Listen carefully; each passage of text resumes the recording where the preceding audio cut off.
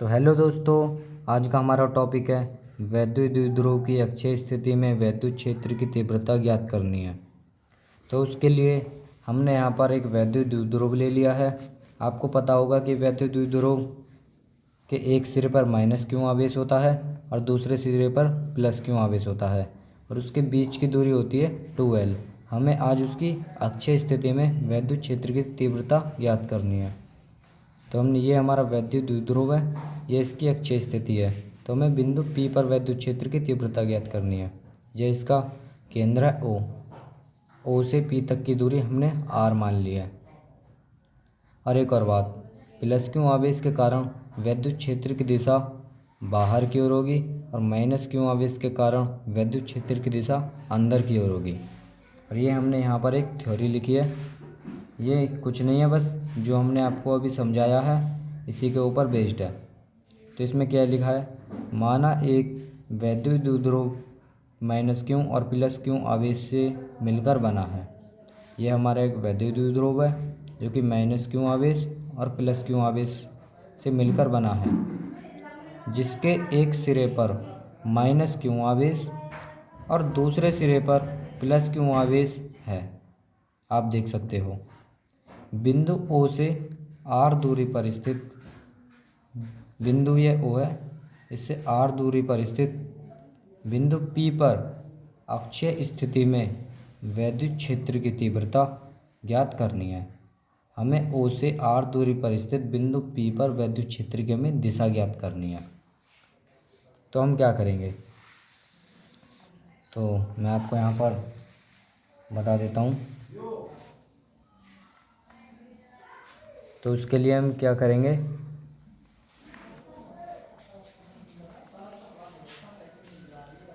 Plus Q आवेश के कारण बिंदु P पर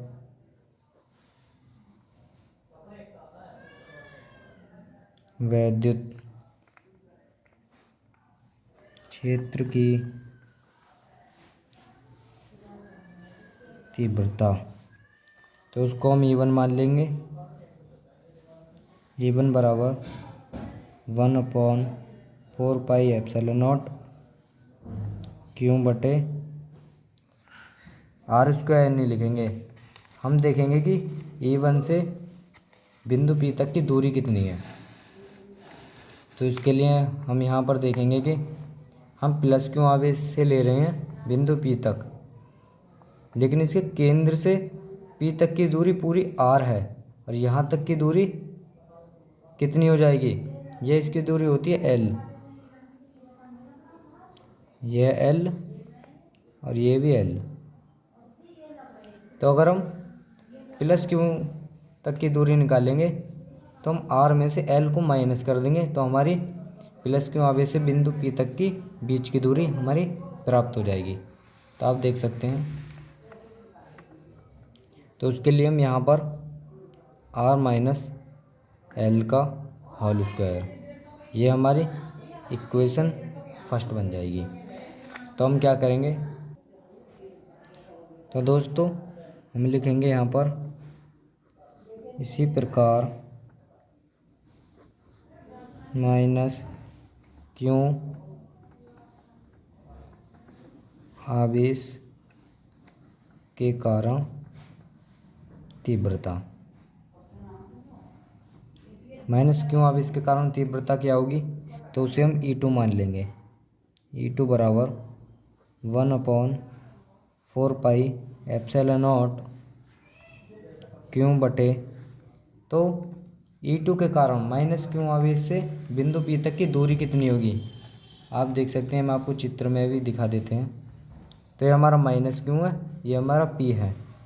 केंद्र O से बिंदु P तक की दूरी आपको पता है R है। यदि हम उसमें L और ऐड कर दें तो हमारी माइनस क्यू आवेश से बिंदु P तक के बीच की दूरी हमें प्राप्त हो जाएगी। तो हम यहाँ पर लिखेंगे R प्लस L का होल वर्ग, और ये हमारा हो जाएगा इक्वेशन 2। तो हमें बिंदु P पर विद्युत क्षेत्र की तीव्रता ज्ञात करनी है। आप देख सकते हो ये एक दूसरे के अपोजिट हैं, तो इसीलिए हम इनको माइनस कर देंगे। तो हम कुल विद्युत क्षेत्र की तीव्रता निकालेंगे, तो E हम निकालेंगे, तो E बराबर हमारा हो जाएगा E1 माइनस E2। तो हमें E1 का हमने मान रख देना है। E1 का मान ये रहा 1/4 पाई एप्सिलॉन नॉट क्यू बटे R माइनस L का होल वर्ग माइनस करना है E2 1/4 pi epsilon not Q बटे R प्लस L का होल वर्ग। ये हमने लिख दिया। अब यहाँ से हम कॉमन ले लेंगे। इसमें कॉमन क्या है? इसमें क्यों कॉमन है, क्यों बटे, अरे ये हमारा कांस्टेंट है तो ये बाहर आ जाएगा 4 पाई एप्सिलॉन नॉट। अंदर क्या बचा 1/R माइनस L का होल वर्ग माइनस 1/R प्लस L का होल वर्ग। तो ये हमारा ये बचा। तो उसके लिए हम क्या करेंगे 1/4 पाई एप्सिलॉन नॉट। इसके बाद हम अभी अब कैलकुलेशन करनी है। उसके बाद हमारी बिंदु P पर विद्युत क्षेत्र की तीव्रता ज्ञात हो जाएगी। तो उसके लिए हम क्या करेंगे एलसीएम के लिए इन दोनों का एलसीएम ले लेंगे। R माइनस L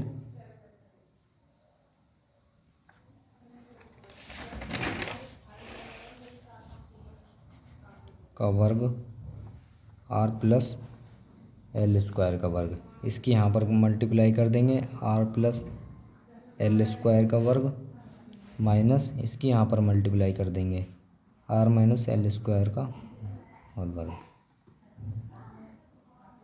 क्यों बटे 4 पाई एप्सिलॉन नॉट। इसको खोलो R square plus L square. आपको पता होगा कि ये a प्लस बी के फॉर्मेट में है। a प्लस बी का स्क्वायर क्या होता है a का स्क्वायर प्लस b का स्क्वायर प्लस 2ab। तो यहाँ पर लिखेंगे 2RL माइनस इसको खोलो a माइनस बी के फॉर्मेट में है। इसका सूत्र होता है a का वर्ग प्लस b का वर्ग माइनस 2ab बटे हो जाएगा। ये आपको देख रहा हूँ a माइनस बी और a प्लस बी, तो ये एक जगह आ जाएंगे। तो इसका होता है a का स्क्वायर माइनस b का स्क्वायर। ये दोनों के ऊपर वर्ग है तो इसलिए यहाँ पर स्क्वायर आ जाएगा।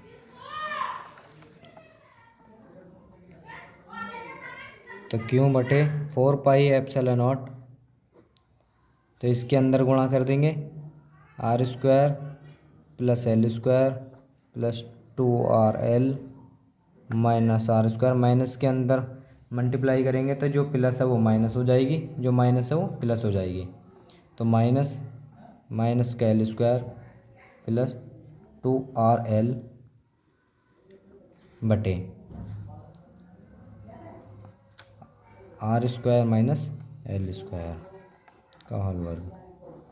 तो आप देख सकते हैं प्लस के R स्क्वायर से माइनस का R स्क्वायर कट गया और प्लस के L स्क्वायर से माइनस का L स्क्वायर कट गया। तो ये हमने यहाँ पर काट दिए हैं। तो हमारा क्या बचा 2RL और 2RL दोनों ऐड होकर हो गए 4RL। तो हमारा यहाँ पर क्या बचा E बराबर क्यों बटे 4 पाई एप्सिलॉन नॉट। अंदर बचा 4RL बटे R square minus L square का होल वर्ग। एक बात हम आपको बता दें कि जो R स्क्वायर होता है ना वो काफ़ी बड़ा होता है L स्क्वायर से। तो हम क्या करेंगे इसीलिए L स्क्वायर की उपेक्षा करने पर इसको हम उपेक्षा कर देंगे, इसको हम लेके नहीं चलते, इससे कोई फ़र्क नहीं पड़ेगा। तो E बराबर क्यों बटे 4 पाई एप्सिलॉन नॉट बटे 4RL बटे आर स्क्वायर की घात में मल्टीप्लाई करते हैं तो वो गुणा होती है, तो r की पावर 4। इस r से एक पावर कैंसिल हो जाएगी, तो e बराबर हो जाएगा q बटे 4 पाई एप्सिलॉन नॉट 4L बटे r की क्यूब। इसके अंदर मल्टीप्लाई कर देंगे, तो e बराबर 1/4 pi epsilon not Q 4L बटे r क्यूब।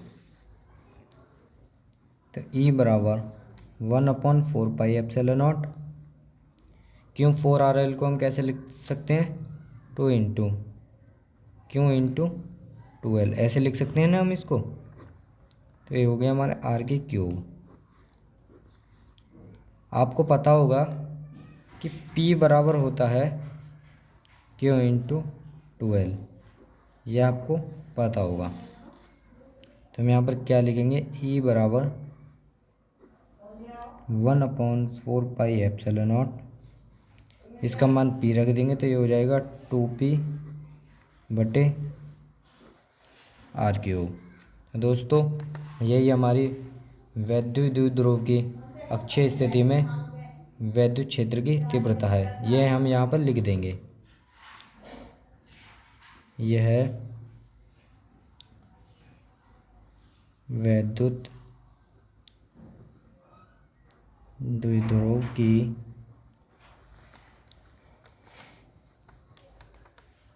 अक्षीय स्थिति में वैद्युत क्षेत्र की तीव्रता है। दोस्तों यह हर बार पेपर में आती ही आती है, ये पेपर में 4 से 5 नंबर की आती ही आती है।